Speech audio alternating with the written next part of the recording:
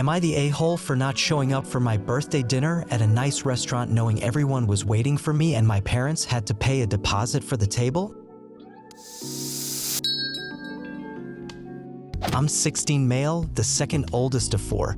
My older sister, 18, has Down syndrome and is medically complex with complex needs. She also has food allergies. My younger sister, 13, has a host of food allergies and some of them are very serious and she's also on the spectrum.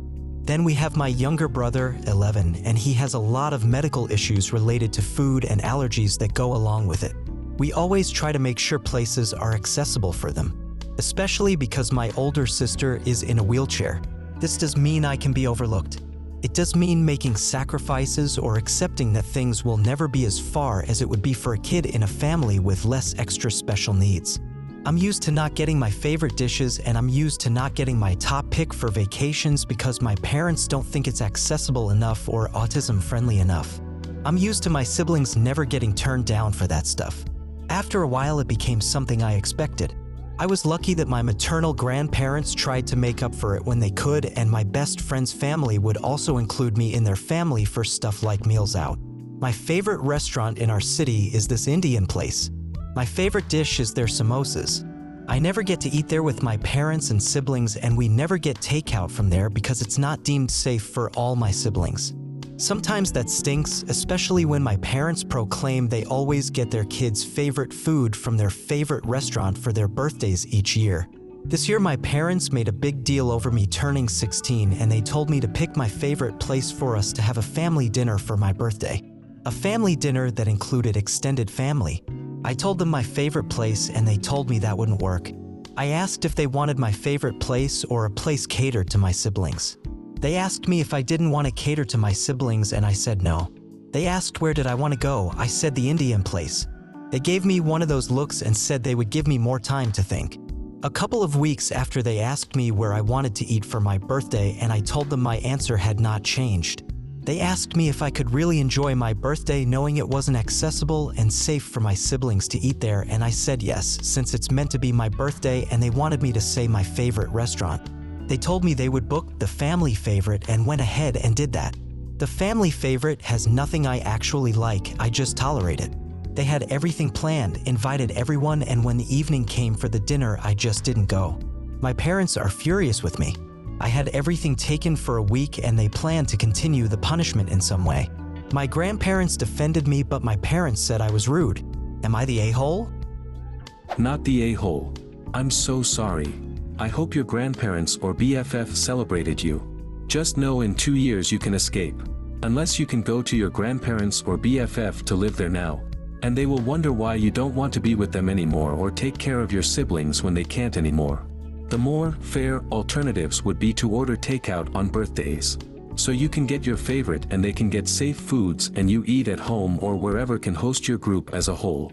Or maybe one parent takes the birthday kid out for an outing meal of their choice, one-on-one time, and cake back at home with the family. I'm sorry OP, happy birthday. They did. My best friend's parents even bought me a gift card for the restaurant so I could go out with some of my friends. My grandparents also made sure I was celebrated in a way that actually celebrates me. You would think that would be the better option. But they always eat out, or if we do order takeout, they will only order from one place for the convenience it gives them. I'm sorry OP. If you can, move to your grandparents' house. Or start planning when you can escape home, go live your life at 18. Yep, otherwise parents are going to try and rope OP into being the caregiver. Not the a-hole, your parents are. Of course they want it to be easier for them. But they asked you for your favorite spot and tried to gaslight you into another place. Sure, it's easier for them, but it sounds like you've had to do this your entire life. Not fair. As much as they want to include your siblings, they should be supporting you too. Maybe a compromise at an Indian place that's more accessible would be a compromise, but not possible depending on where you live. I thought all restaurants needed to be ADA compliant? Regardless, this will forever be an issue in your life. Do you want to embrace it or run from it? Most places are wheelchair accessible. We have encountered a few places that aren't, or they are, but just barely, and it makes things more awkward. Generally, I don't mind, but the places where everyone can get something is generally places I'm more meh about in terms of the food. Not really how you want to feel for your birthday dinner. Honestly, I consider running from it all the time. I don't know if I want to deal with it the rest of my life. Very sorry. You have every right to want your birthday to be about you. There are 364 other days to focus on your siblings. You sound very mature, but it's also absolutely normal to have some resentment about your place in the family. And parents should understand that. Not the a-hole. It somehow bothers me even more that your parents hyped this up about you picking the restaurant for your special day, and then completely ignored your desire to get a day that's just for you and some samosas. I hope in 2 years, when you turn 18 and can get out of there, your parents will be on Reddit wondering why you left at the earliest possible time. It hurts me to think about how many times in your life they've ignored your needs and made you sound like you're causing problems. Any possibility you could stay with your grandparents? It wouldn't be possible, but I do want to live with them for a while when I move out of my parents' house. I kinda want to be somewhere I feel like I'm equally important. Am I the a-hole for insisting on sushi? My son, 11 years old, requested sushi for his birthday dinner, so I made reservations at a local sushi place. Found out my in-laws were coming into town and they wanted to get together, so I invited them along. My sister-in-law hates any food that is of any Asian origin, says it gives her migraines, and in the past would usually decline going out if we did not accommodate her, and we almost always accommodated her. I spoke to my son about how his aunt did not like Asian food and asked if he would consider another location. He really didn't want to switch, he is obsessed with sushi. So I called in-laws, explained the situation, and told them they could come to our house for the Super Bowl the next day instead if they wanted. They said they wanted to see us on both days. I figured it was their decision. Sister-in-law calls me the morning we had reservations and asks if we can change the restaurant. I said I was sorry, but I already asked. I sent her the menu and told her they might have other food and to check. She again complained about the likelihood of getting a migraine. I told her I was sorry, but that was all my son wanted and she was welcome to come the next day to spend time with us. She chose to come anyway. Long story short, she orders a Chinese dish, although other items were available, hates it, almost vomits at the table. Then my mother-in-law and brother-in-law feel sorry for her. My oldest daughter also felt bad. All the attention was on sister-in-law when they brought out my son's birthday dessert. The whole scene kinda ruined the moment, but I tried to make the best of it. At the end of the meal, mother-in-law turns to me and says what a shame it is we had to have Asian food and now sister-in-law will be sick for weeks. Apparently her migraines do not go away when she smells or eats Asian anything, right in front of my son. Son of course now feels bad. Night ruined. Am I the a-hole for not picking a different restaurant? Edit. Son has other celebrations planned this weekend, so don't worry about him, he's gonna have a blast. We had a nice talk about when to and when not to feel guilty about something. This was one of those situations where he shouldn't take any of the blame. Sister-in-law was not formally invited. My in-laws stay with her when they come to town. She chose to tag along. I was hoping she would either not come or order one of the American dishes. In-laws are nice despite their enabling sister-in-law's behavior and her never-ending medical issues.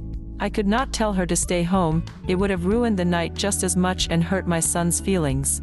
He loves them. Some of you are confused about the type of restaurant. Their main attraction is sushi, but they also have a menu with Thai and Chinese dishes as well as a couple of American dishes for picky eaters. Not the a-hole, your sister-in-law shouldn't have come. Your son is the star of the show. If he wanted to eat sushi, then sushi it is. Also, what kind of disease does she have where she can't eat Asian food? This is just so weird. I don't know, to be honest. It's probably neurological. She has a ton of medical issues, many of which are undiagnosable. I always thought it might be attention-seeking behavior.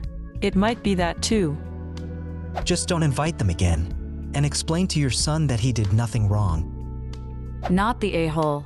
How has your sister-in-law convinced anyone that all Asian food causes migraines? That doesn't even make sense. I would just stop inviting her places. I'm not convinced she doesn't like it. I think it's attention-seeking behavior, or neurological.